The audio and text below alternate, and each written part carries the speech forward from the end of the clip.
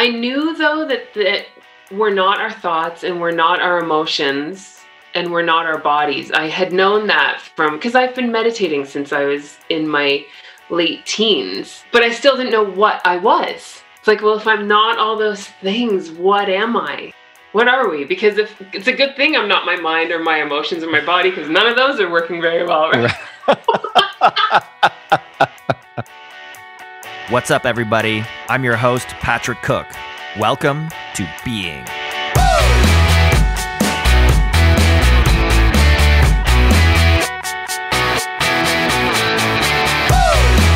Being is a place where we gather to explore some of life's most difficult questions. What does it mean to lead a meaningful life? What does it mean to live a life of purpose or on purpose? How do we make sense of the world? Really, what we're asking is, what the hell is going on? My intention with this podcast is to explore what it means to be human in the modern world through the lens of creativity, consciousness, and personal development. Through authentic conversations with a wide array of guests, including artists, intellectuals, scientists, visionaries, entrepreneurs, and thought leaders, Being ventures to make collective sense of an increasingly complex world with the unifying goal of building a sustainable future for all. As humanity continues to march full steam towards extinction, we can no longer afford to simply ask, what is best for me? The question now must become, what is best for me and the whole simultaneously? And so, dear audience, I want to inspire you to take full responsibility, to find your purpose, and to engage your evolution as a conscious agent. I challenge you to live your being.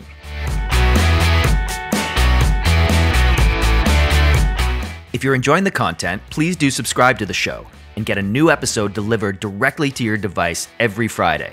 And as always, I love hearing from you. So please do rate and review the episode on Apple Podcasts, Stitcher, or whichever platform you prefer. Also, I'm proud to announce that the show is now available on YouTube. And you can also follow us on our new Instagram page at Being with Patrick Cook. For show notes and more information, head on over to being-podcast.com. Now, on with the show. My guest today is Laura Shaw. Laura is a mindfulness coach, meditation teacher, and a Leela certified clinical hypnotherapist based in Golden, British Columbia, Canada. She offers her clients the presence of a quiet mind and an open heart, which facilitates their own awareness of where they are painfully caught in the limitations of egoic identity, and of the possibility of accessing the deeper, more conscious truth that is always present. Laura is passionate about supporting others in discovering their own capacity to live with mindful awareness so they can find healing, empowerment, and fulfillment in their lives. Laura Shaw, welcome to Being.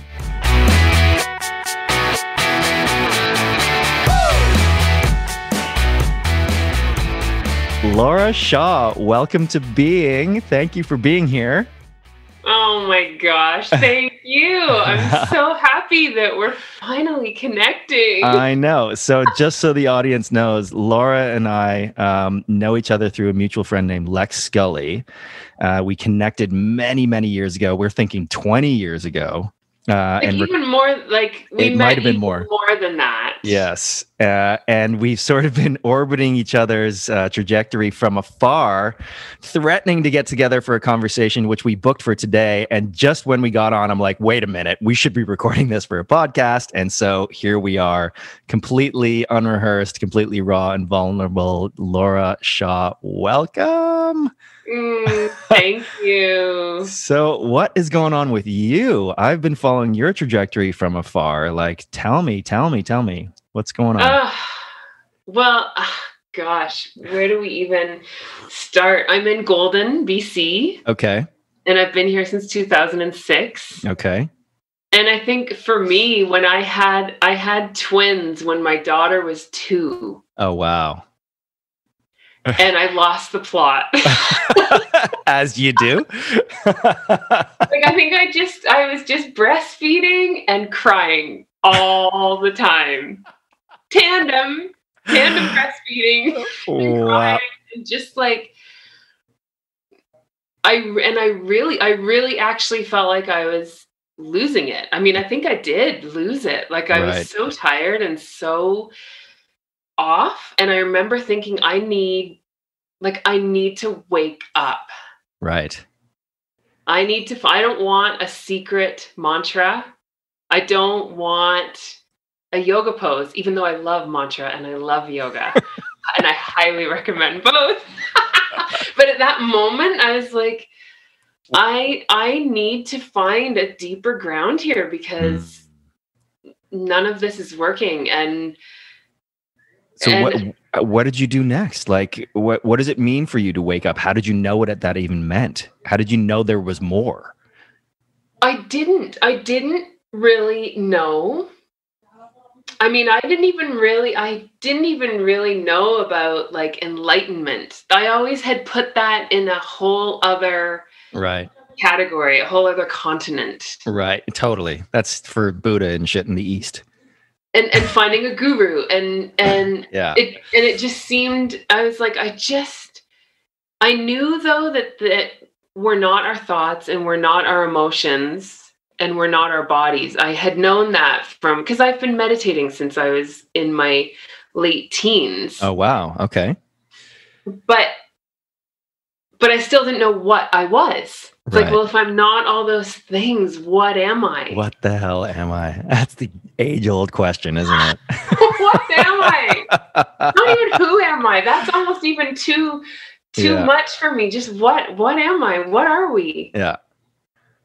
What are we? Because if it's a good thing I'm not my mind or my emotions or my body, because none of those are working very well, right?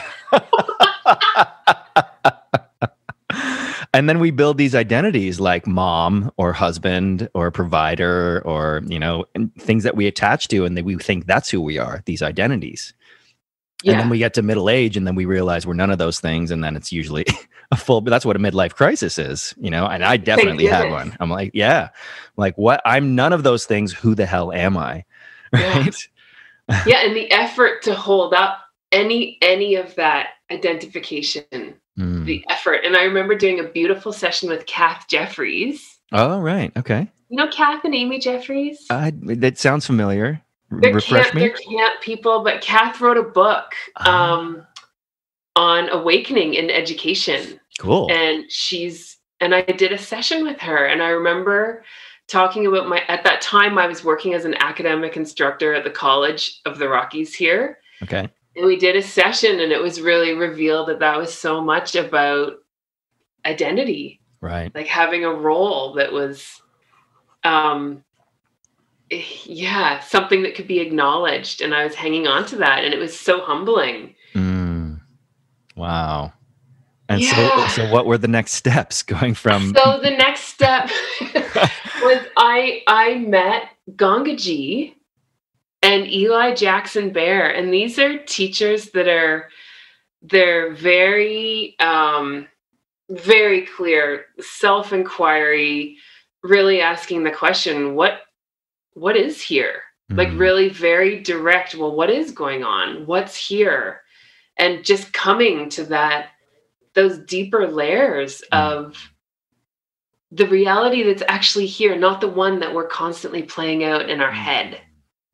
Wow. And how do you tell the difference? That's the question. Right? Because there's so much that seems real, but it's illusory. And then coming to something that feels meaningful, that feels like true, it's difficult to get to that point, and to really trust it too. Right. Yeah. Yeah. I mean, I think in working with them and learning from them, and I've since gone through their Eli's school in Ashland, Oregon. And that's sort of part of the work that I'm doing now with clients. Okay. But one of his teachings that's coming to me now is anything that comes and goes that's not the absolute truth. Not that it's not valid or important. And it's even real, but not the absolute truth.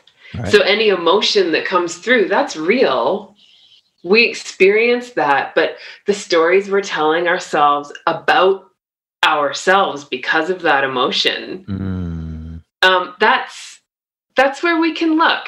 That's where the inquiry can happen and say, okay, I am actually telling a story here with me at the center of it. And that already should be a clue that, there's something we can really be even more truthful about. Yeah. And then once you start to become aware of the stories, and there are so many of them, and usually most of them are negative, like negative self-talk stories around self-worth or doubt or fear or, a million different things, you realize that there's an opportunity to change them and replace them with more empowering stories about yourself or the world, right? Yeah. And even before replacing them, I would say that mindful awareness to call ourselves on it, like recognize that story is happening. And like you said, they're usually really painful. Right. And so it's an opportunity to actually like attend to that and look at that narrative and acknowledge the pain of that. And then a new story might come out, but it might not even be needed. Right. And I think the reason a lot of people do not do this work is because it is so painful to look at yourself in that way and to face your pain or your trauma or your fear. And so they avoid it. Like I was talking about earlier in the midlife crisis scenario, when you recognize you're none of these identities, but wait a minute, who am I? There's a certain panic that comes in when you have to look at yourself at those deep layers, because you inherently know that you're going to uncover darkness or fear or pain. And we're like, fuck that. I don't want to look at it. Right. So I'm just going to pretend like this isn't happening. I'm going to, buy myself a sports car or, go on a drinking binge or whatever it is to distract yourself from facing that. Yes. We're terrified of what we're going to discover. And I think for me that, the Enneagram is a big part of this teaching as well. So learning about the Enneagram, which really is a very powerful tool for self-inquiry. Personality types and traits, right? Is that what that is? Yeah, it's like, there's lots of different interpretations of the Enneagram, but character fixation. Okay. So really these egoic patterns that we can actually learn about, and then we can actually overhear ourselves playing out. Right. And so once you kind of learn about the Enneagram and then you hear yourself, or you feel, for me, my fixation's probably similar to yours, that we move towards. Right. Like we move towards others. And so now when I catch that, I can just stop. So it's more vulnerable and it's more real. So you're not interacting with my fixation. You're not interacting with that skill that I've developed over a lifetime to make things smooth and easy. Right. But instead it's like, no, I'm gonna unveil a bit and right. And just this is what you get. Wow, what a journey and a process it is of self-discovery and personal development. And like it like I said before, it can be so painful and challenging, but it is so rewarding. Like when you peel back those layers and you get to something that feels true and essential and grounded and rooted in something, it's like that knowingness, like, wow, that is so powerful. And then when you begin to operate from there, and like you said, you let go of those illusory masks that we wear, and you just allow yourself to be yourself. It's like, that is pure freedom. There's pure freedom in that.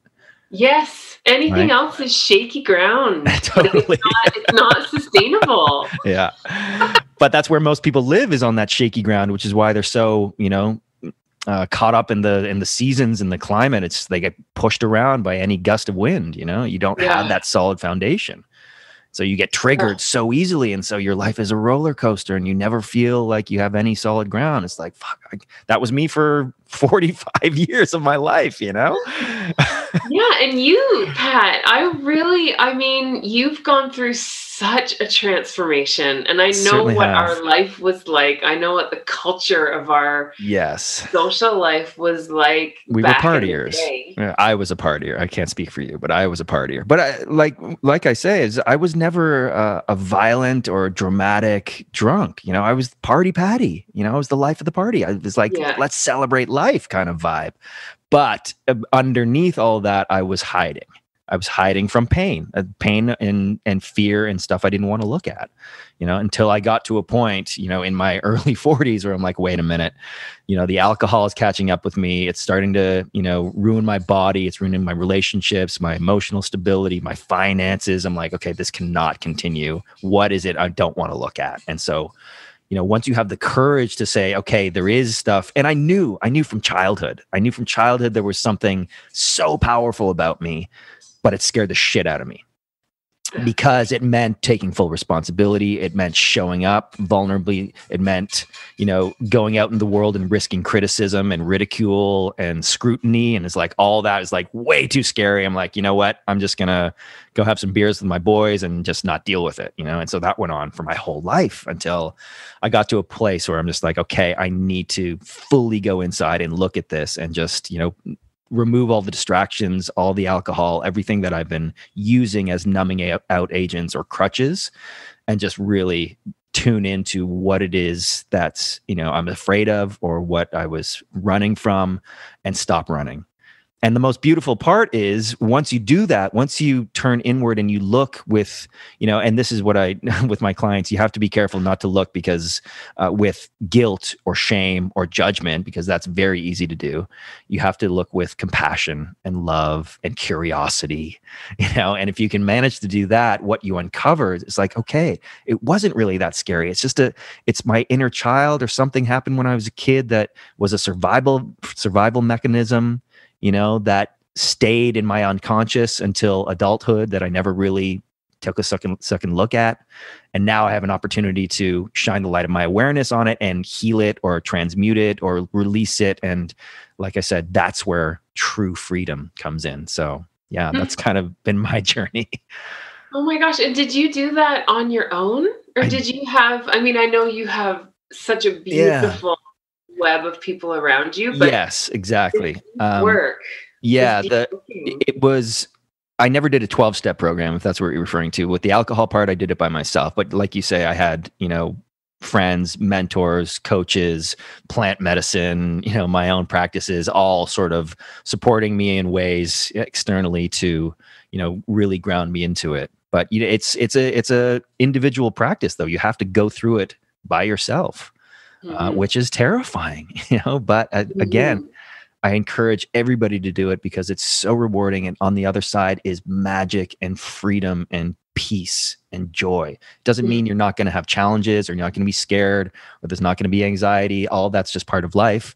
But the way you respond to it is, you know, different fundamentally, right? It's so different. And I think we somewhere along the line, we get the belief that we don't have the capacity to handle the grief or the shame or the guilt or the fear or whatever comes up. And I mean, it's true that we're culturally, we kind of, even though it's changing now, we kind of stay within a certain spectrum.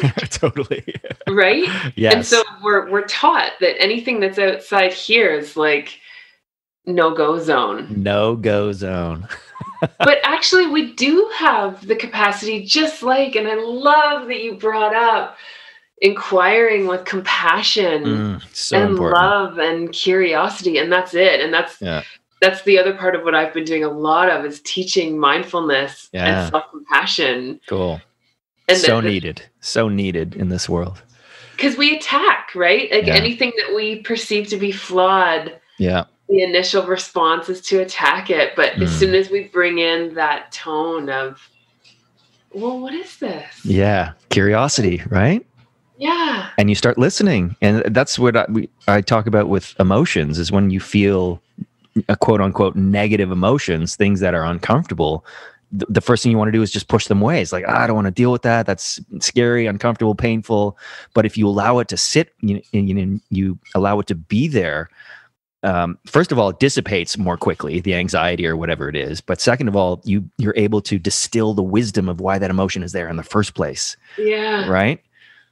Yeah. And even reframe the experience of that emotion and the way we relate to it. Like, it's actually these things that we're so afraid to look at when we're really with them.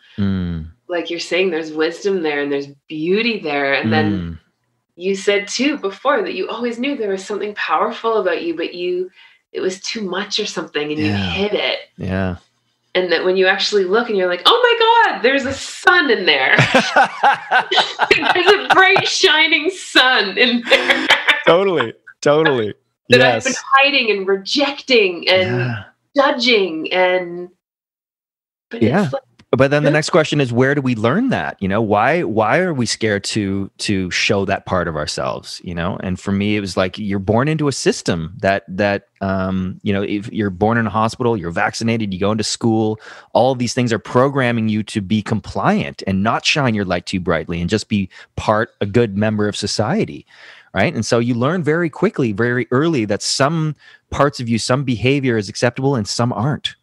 And for me, growing up Irish Catholic is like, okay, you don't want to shine too brightly because you'll overshadow other people, and that's egotistical and that's vain, and those are sins, right? And that I internalized that. I'm like, okay, I gotta tamp this down. I can't shine too brightly. I'm gonna, get myself in trouble and attract attention. I don't want to do that, So I learned very quickly to cover it up.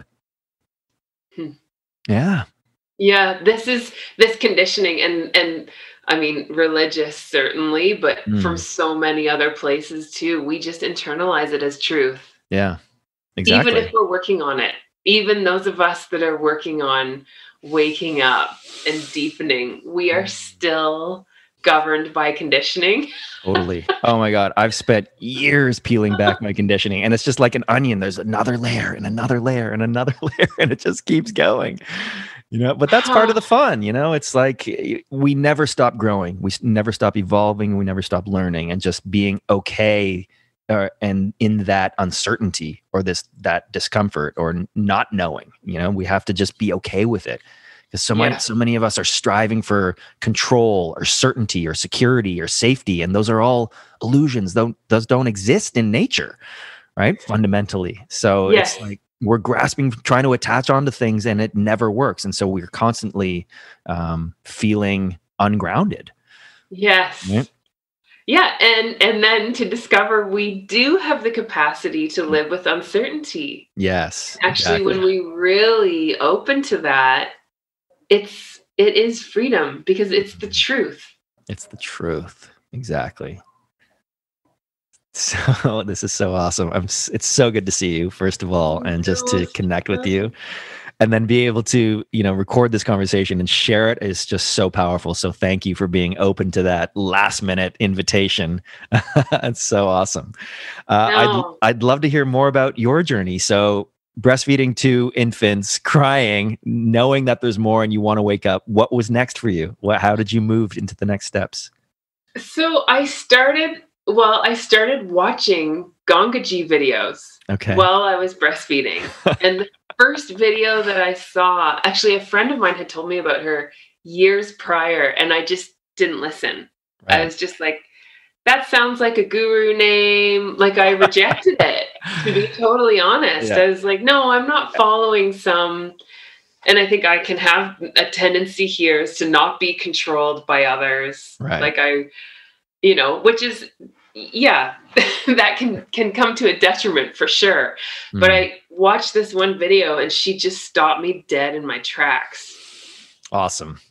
I was like, I'm going to listen to this woman. And so I started I was crocheting and breastfeeding and listening to Gangaji. And then from a distance trying to be with my 2-year-old. And cook scrambled eggs and make a cup of tea.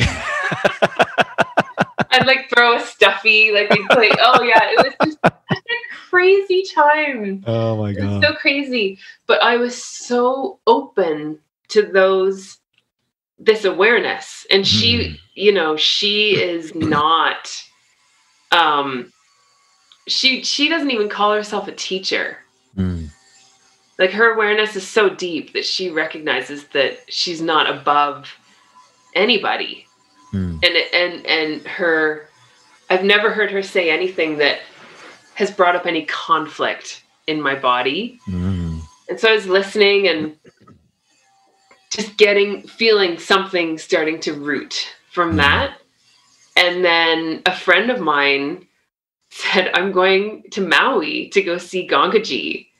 And I know that, like, you don't have, like, you probably couldn't make that happen for yourself right now. But what if I paid for your plane ticket and your hotel and you come for a weekend retreat? Wow. And I was like, I can't say no, but how can I say yes? Like, I have these, like I felt like such a mammal. You're really getting the real and raw here. I love it. I love it. Bring it on. Nothing but real and raw on this podcast. I love it. Oh my God. The full mammalian. And so I said yes. Good for you. Of course. Of course. And I took a red-eye flight. Like, I got on a bus from Golden, went to Calgary, took a red-eye flight, and then the next morning I was at Gangaji and Eli's feet. Wow. And I just, it was just so powerful. And at the end of that first day, Eli, at that point, I wasn't even really that aware of. It was Gangaji who I was there to listen to, and then Eli's there too. And he led this inquiry at the end of the first day. And there was so little to break through, not because I was, like, profoundly wise. It was because I was profoundly tired. It worn down your resistance. Yeah, like, there was no ego to break through. Right. Because it was so worn down. Right. And I just remember in that there was this feeling that there was all this love coming at me from all directions, like from above me, coming at me.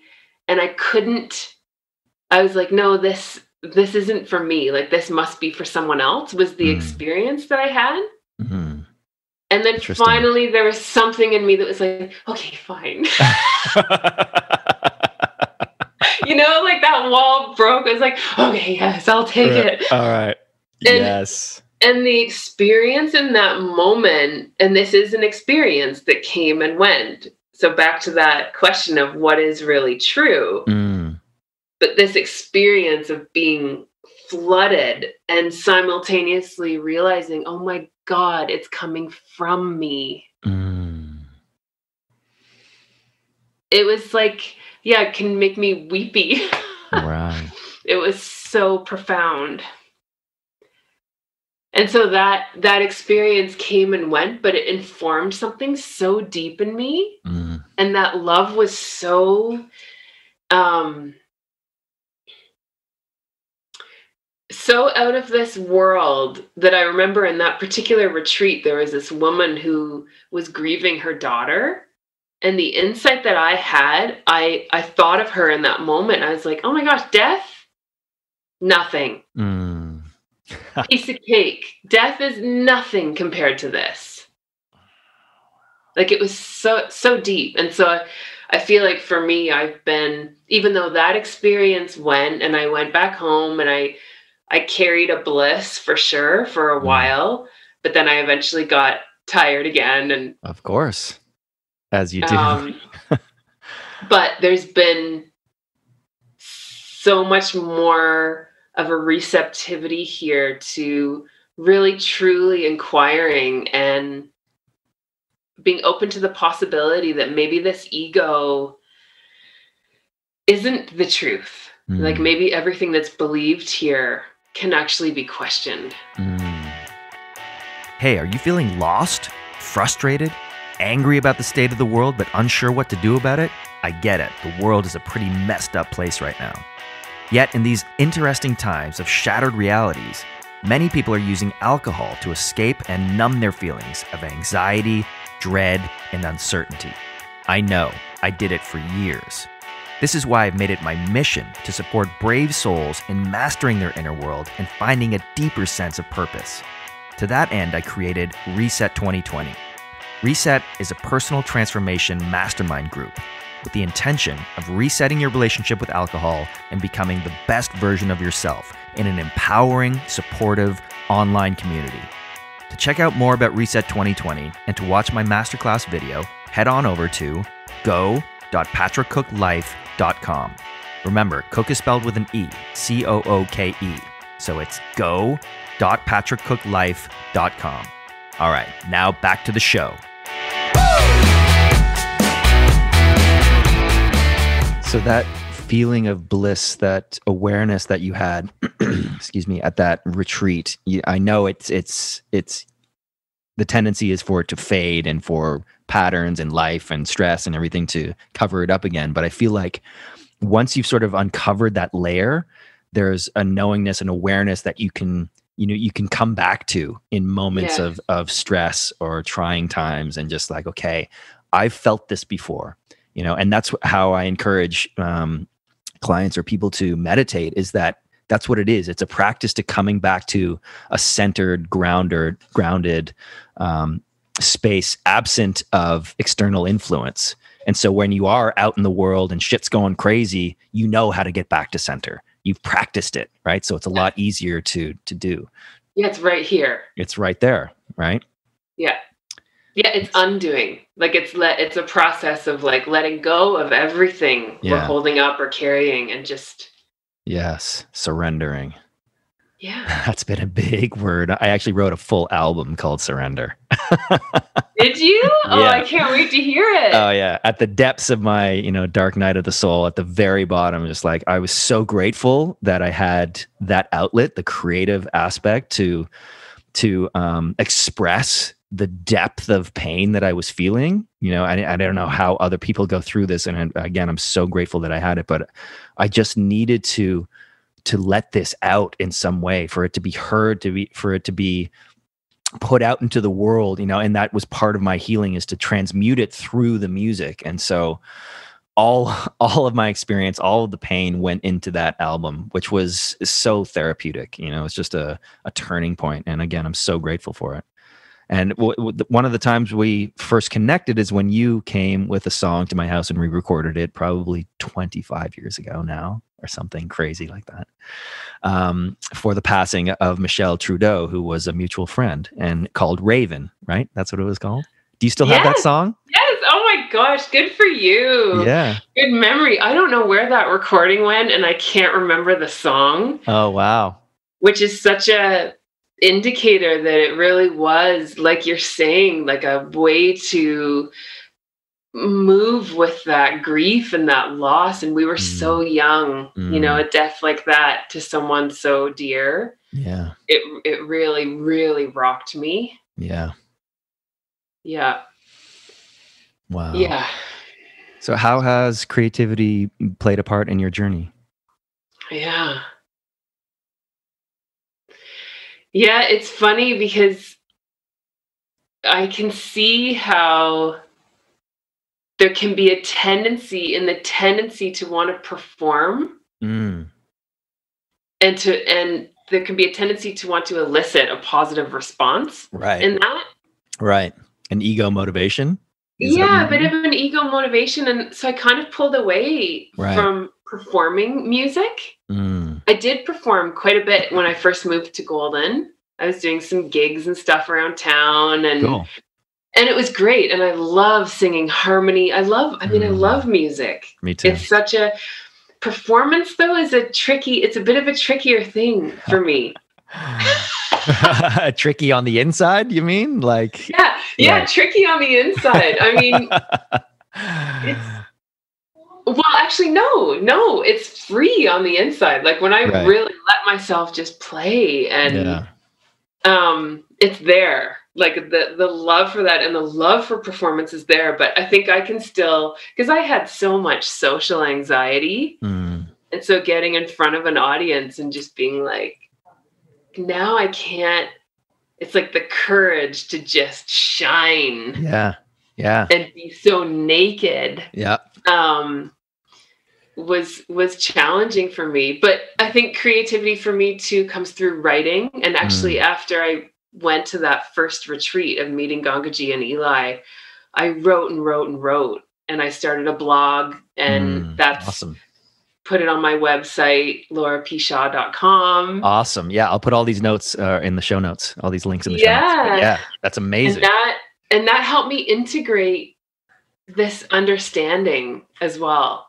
Like, it helped me really deepen in this realization of what I was touching that was beyond thought or emotion or physical sensation.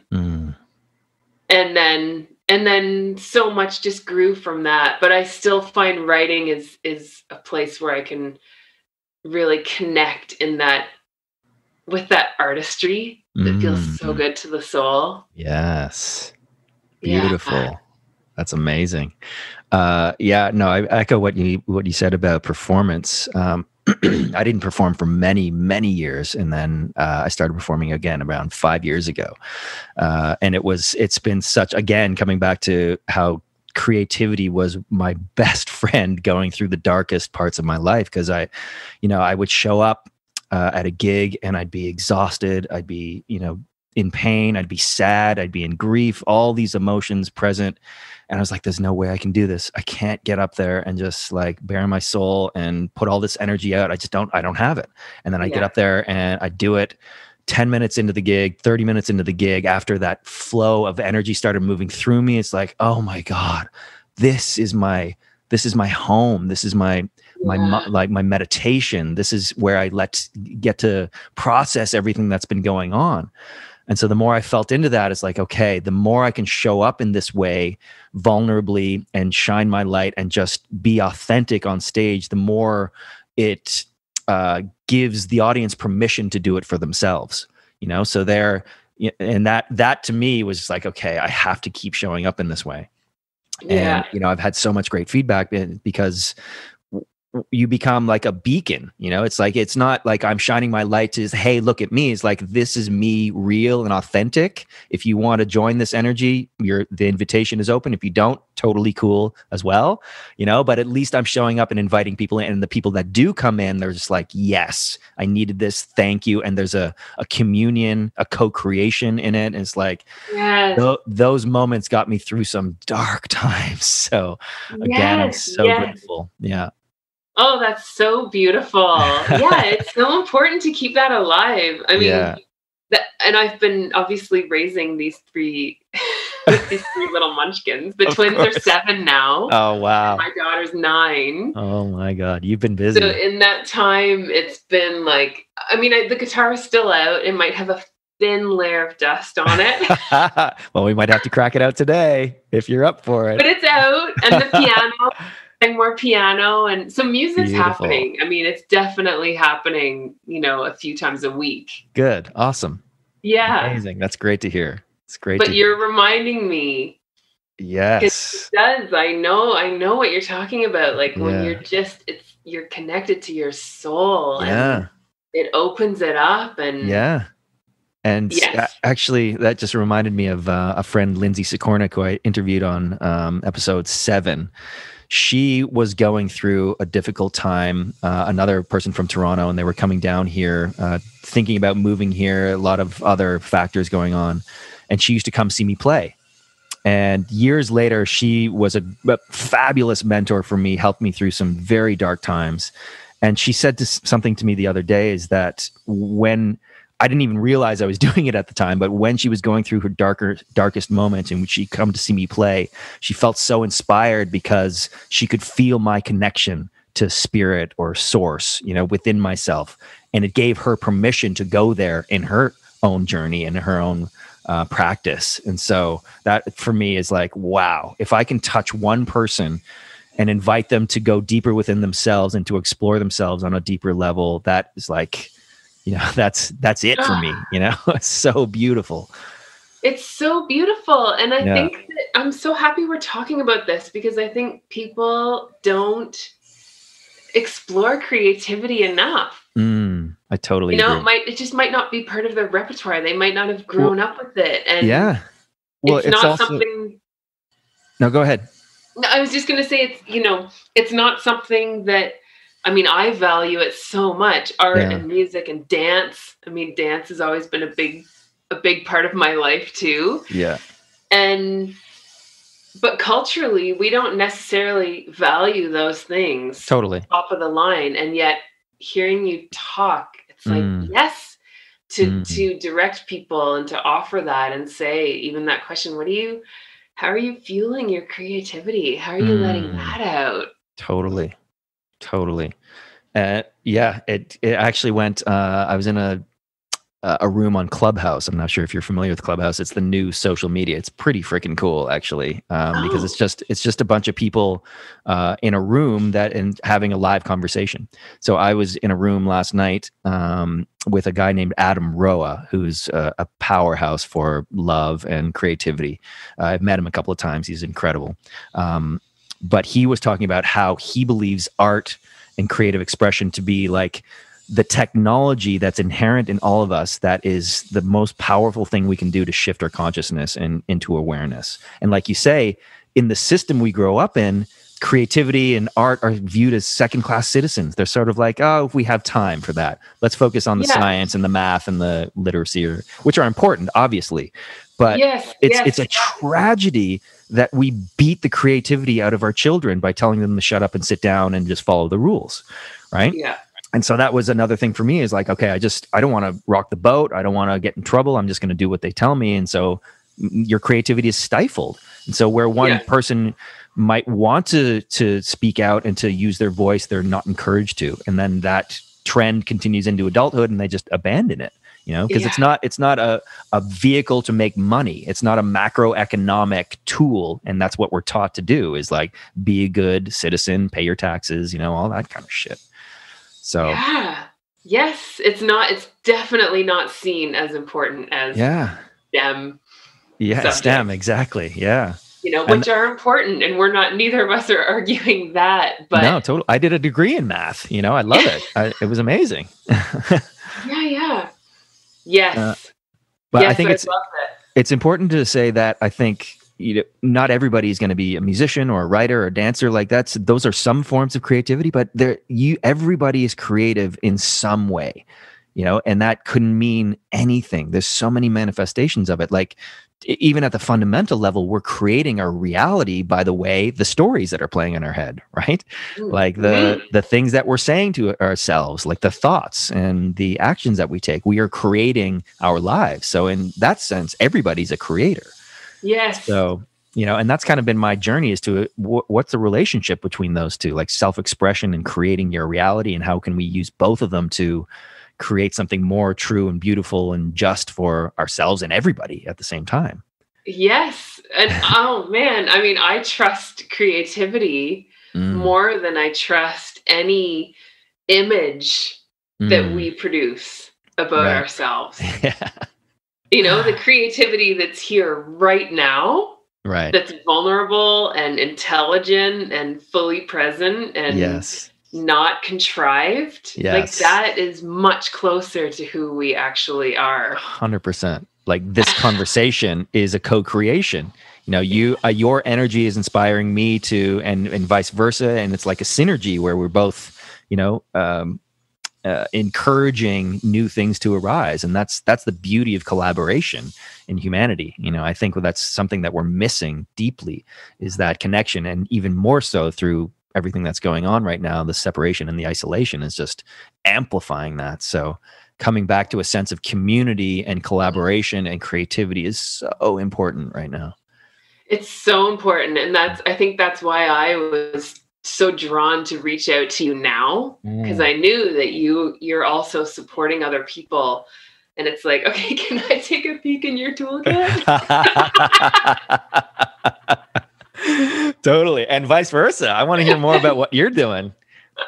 I'm happy to share it. It's like none of them are secrets. It's just, I think, I think we're all talking about the same thing when it comes to mindfulness and personal development, or however you want to describe it. We just have different approaches, different perspectives, different tools, but we're all talking about the same thing, which is, to me, cultivating self-awareness.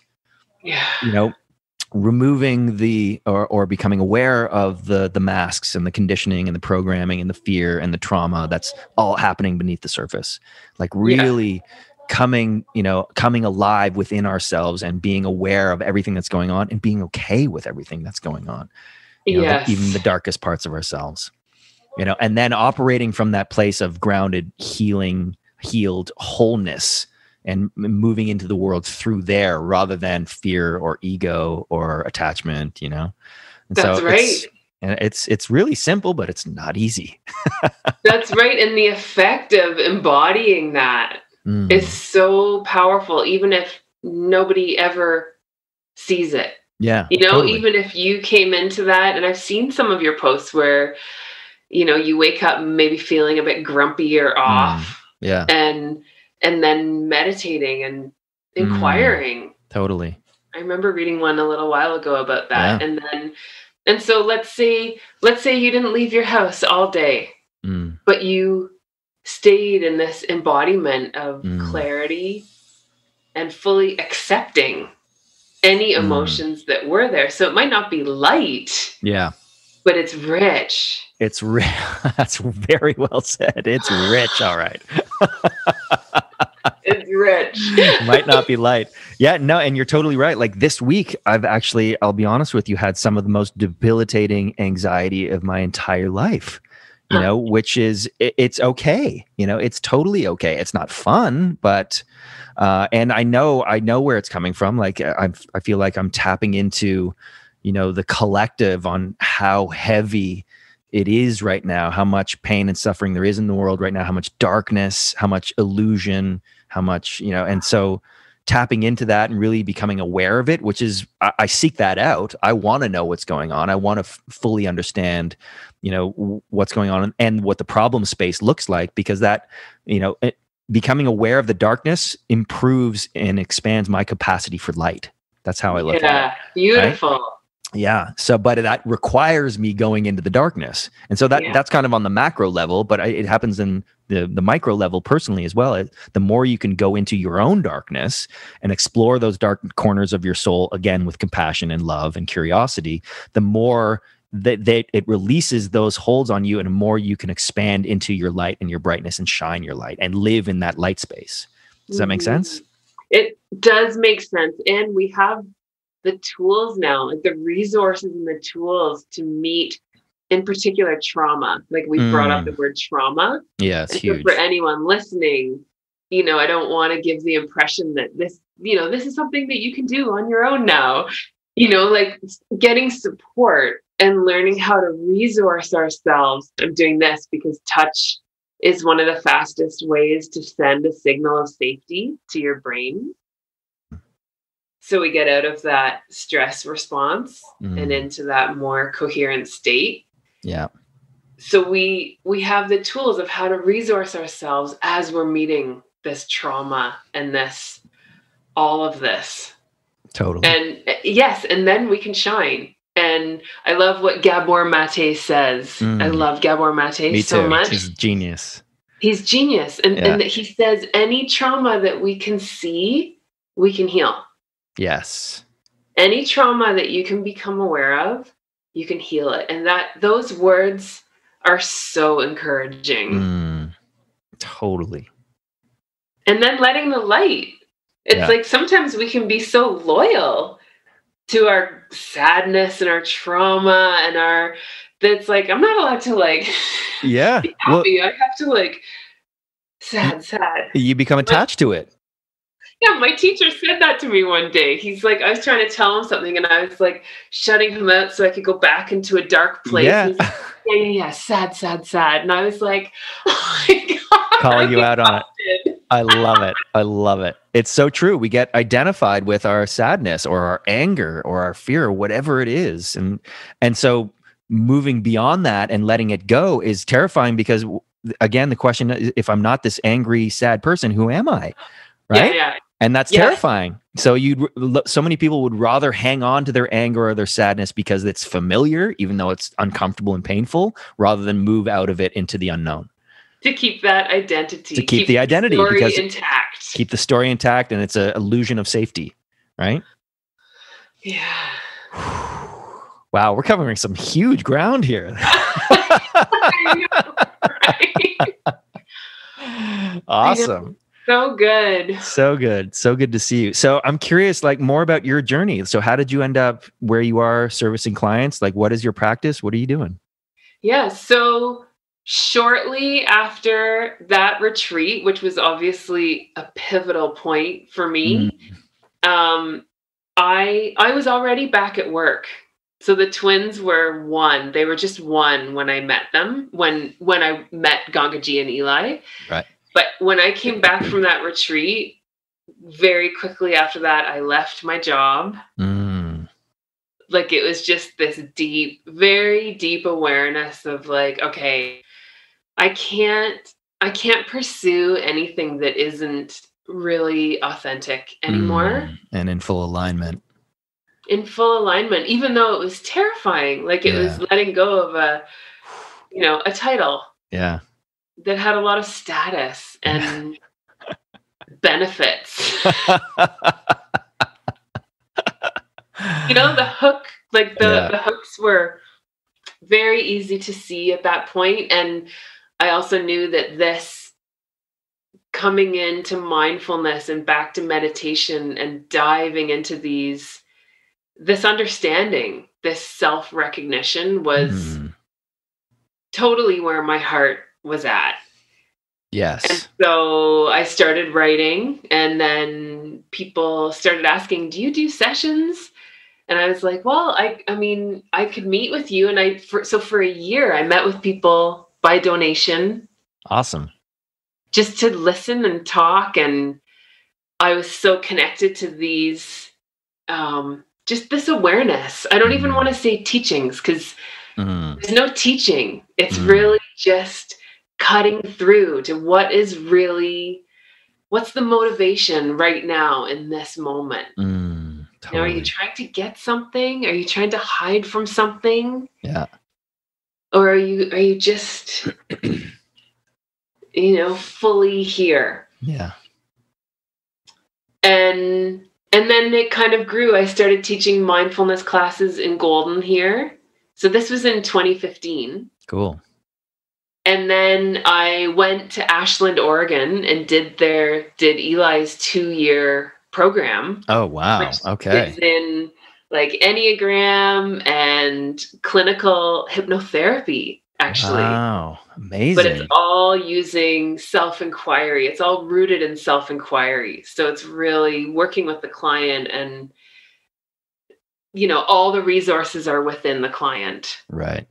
Yeah. Yes, exactly. They have all the answers. Yeah. Yeah. Exactly. That's how I look at it. And for me, that's what coaching is holding up the mirror so they can see their blind spots and asking them the difficult questions that other people won't ask them, and then holding them accountable for what they say they want, And yes. Yes, that's it. And that question, what do you want? Yeah. Eli will ask that, and Gangaji too. They ask that question, what do you want? Yeah. And for me, that brings such a focused inquiry of if there was any egoic want happening, I can call myself on that. Yeah. I can say, oh, I want approval.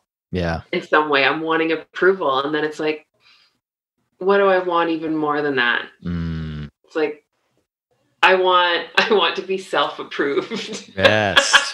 Self-anointed. Yeah. And then there's no neediness leaking out. Yes. Wow. Yeah. Beautiful. Yeah. So my coaching practice kind of built around that. And I actually did another counseling program here in British Columbia. And I just finished that last summer. Cool. Just to add to the skills. And because I am working with a lot of people with trauma and pretty intense depression, anxiety, PTSD, that kind of thing. Wow. Yeah. Yeah. So how do you, that's incredible, by the way. Thank you for all the work you're doing in the world.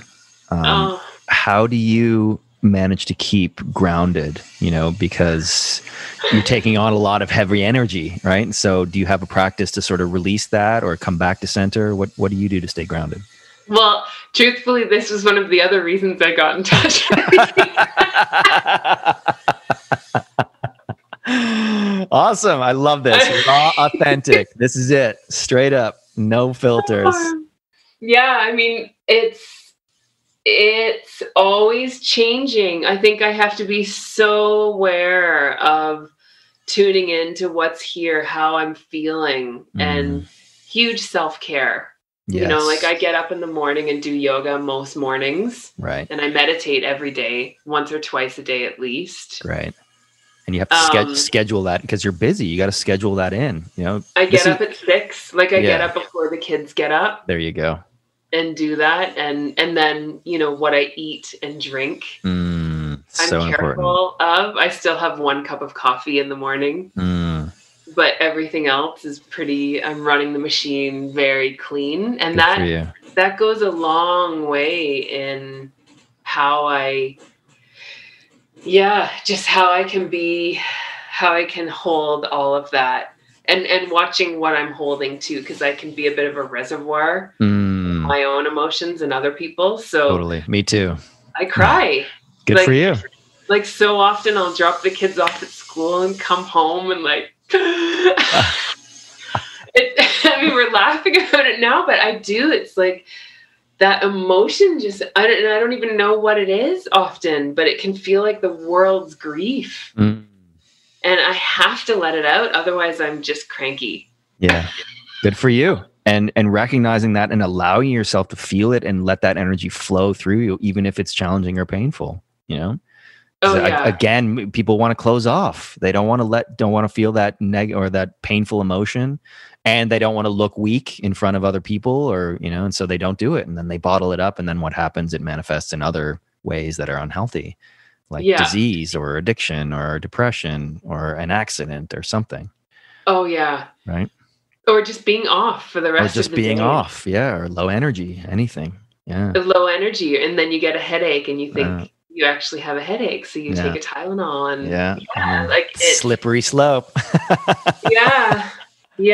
And what about you, Pat? I know that we probably don't want to. We could go on forever, but I want to know, what are you doing to keep yourself centered and grounded? Yeah, the same as you. I have like a non-negotiable practice where it's scheduled in every day. I meditate, I journal, I have some sort of movement. Most often days it's surfing, which is beautiful because it's also a communion with nature. It's great exercise, and I'm in the sun, I'm in the water. It's just a beautiful way to get that into my routine.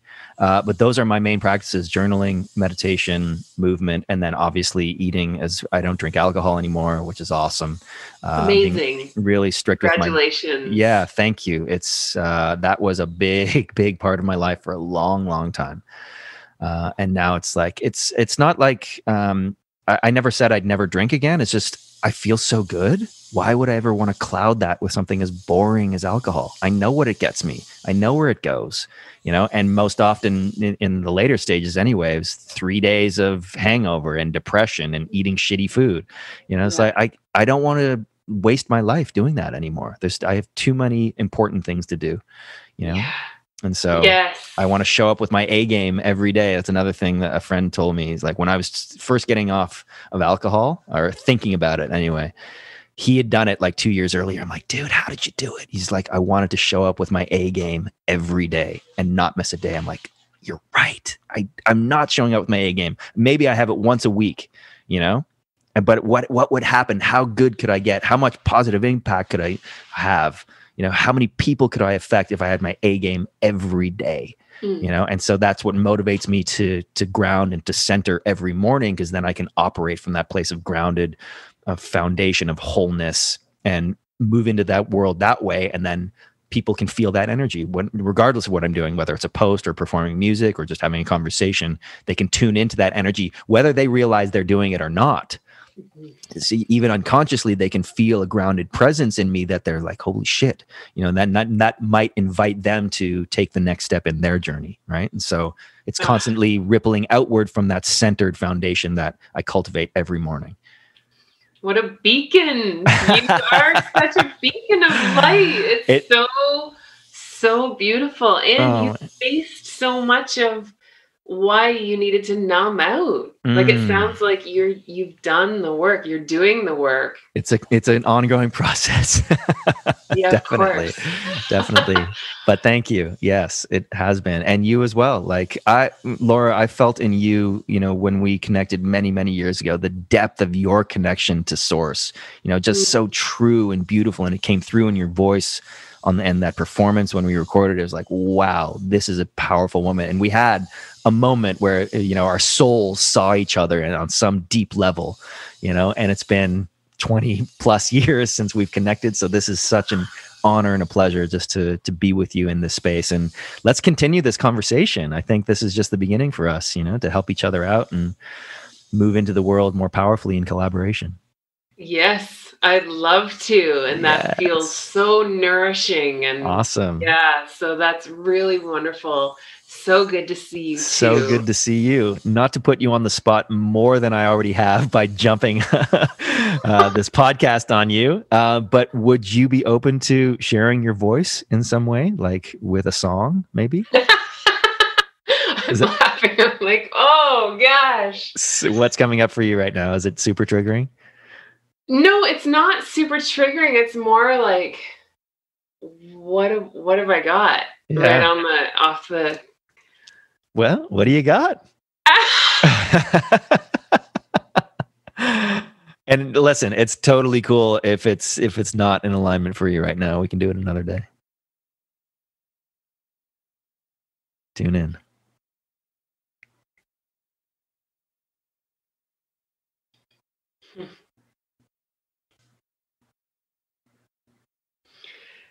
There is something there, but it feels like it needs a bit of time. Okay, fair enough. But I touched something that was like, yeah. So awesome. Thank you for that invitation. My pleasure. And thank you for being honest with yourself and with me. Yes. And honoring where you're at, Yeah, and I'm excited for when that comes out. Beautiful. Yes, so am I. I can't wait. Because you do have a beautiful voice and you channel source so beautifully. So Laura Shaw, wow, what an honor it's been to reconnect with you. And again, I feel like this is just the beginning of more collaboration. And so do you want to let people know where they can find you? Yeah, please reach out. I love to hear where people are at on their journey and how this conversation, if you've listened to this, any insights or questions, or I'd love to hear from you. And I know you would too. Mm-hmm. So my website is probably the easiest starting point, and it's just laurapshaw.com. Okay. So www.laurapshaw.com. And yeah, and you can find me through there. That's probably the quickest route. Excellent. I will, of course, put that all in the show notes. I have one more question before I let you go, and this is what I like to ask my guests right at the end. If you took all of your learnings, all your wisdom learned, all your knowledge, all your experience, and you distilled it down into one message or one sentence, what would it be?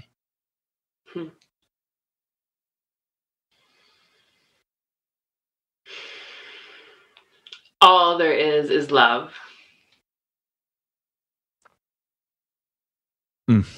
Aho. Beautiful. Laura Shaw, thank you so much for spending this time with us today. Super appreciate you. See you. Thank you for all the work you're doing in the world, all the healing you're facilitating. You're amazing.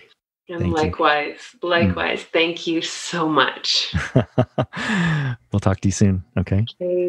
All right. Bye. Thank you. Bye-bye. Hey everyone, thanks for tuning in. And if you enjoyed the show, please do subscribe, rate, and review. For more information and show notes, head on over to being-podcast.com. We'll see you next time. And remember, live your being.